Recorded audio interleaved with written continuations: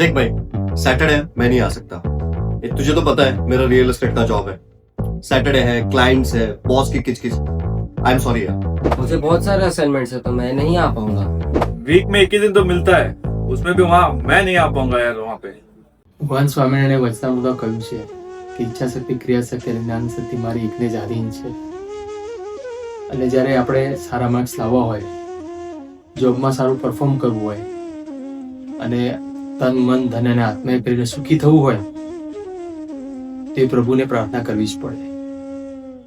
જ્યારે ગુરુ હરિ ભગવાને નખથી શિખા પર્યંત ધારણ કરીને ઘાટકોપરની ધરતી પર પધારી રહ્યા છે ત્યારે આપણે ટોપ સુરુચિ રાખીને એમને પ્રાર્થના કરવી પડે કે હે પ્રભુ, મને સરસ મજાની સાનુકૂળતા ગોઠવી આપજો.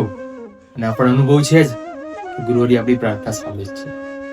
તો આજે આપણે નક્કી કરીએ કે આપણે આનંદ પર્વમાં જવું જ છે અને ચાલે સૌ ભેગા મળીને આપણે આનંદ પર્વ જોઈએ. સજાનંદ સ્વામી મહારાજ.